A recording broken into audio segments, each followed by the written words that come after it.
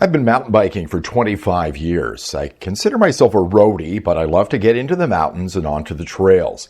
My first mountain bike was a fully rigid Diamondback. After riding that for a while, I got a steel Kona Lavadome. After breaking that frame, I got a Kona Kula frame. After breaking that frame, I ended up with a full suspension King Kickapoo. My mountain biking at that time consisted of riding around Cornwall, Ontario, that's in eastern Ontario, and taking trips to Gatineau Park in Quebec, right across from Ottawa. A good 1.5 to 2 hours away, a drive I would do dozens of times. In late 2000, I thought it was time to create some trails closer to home, so I started looking for a place to ride. First, I spoke with Cornwall Councillor Andre Rivette, who directed me to a man named John Durand, who worked for the county just east of Cornwall. John was a great guy who knew a place on Caber Road about 20 minutes from where I lived. He took me out to the land on a snowy day around Christmas in 2000. It was a 240-acre plot of county land with a small hill in the middle, but it suited my needs perfectly.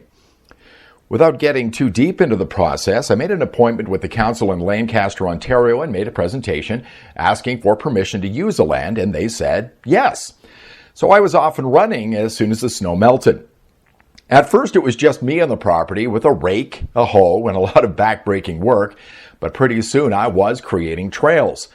After a while, I met a guy named John Van Ball, and he was a ball of energy with great ideas and a lot of experience cutting down trees and making trails.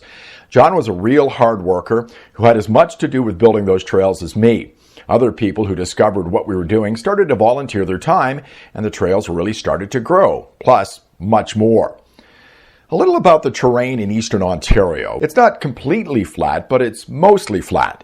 So we tried to make the trails a little more challenging by adding some trail features as you rode around the property. We ended up with wooden structures, bridges, incredibly rocky sections would be created by routing trails through the gnarliest parts of the property. We built a huge ramp called the Big Dipper, a monstrous teeter-totter called the Beast, a twisting, winding bridge section we called Mr. Wiggly. Wiggly twisted and turned on boards and logs, some no more than a few inches across. A huge dead tree was made into a narrow log ride. And using a giant pile of gravel we found, we put a 12-inch bridge right over the top, anything we could do to add to the fun. Over the years, I was able to get some funding to put mountain biking signs on the property with tips on how to ride, rules of the trail, and how to be safe. The area was named the Charlottenburg Forest Mountain Bike Area, CFMBA. We just called it the Berg. After a while, we started seeing people on the trails from all over the place. A group of riders from the Ottawa area became our friends, and we made many others. Many people started mountain biking because of those trails. We even held a 12-hour mountain bike race on the property. We called it 12 Hours at the Berg. Dozens of teams came out. It was a huge success. I spent more time working on those trails than riding my bike, but it was great fun. After many years, I felt I needed to move away from the trails a bit. It was taking up so much of my time, and then I moved away. I think about the Berg often and wonder if people still use those trails.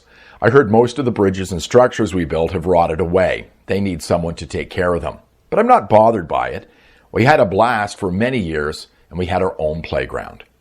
Thanks for watching.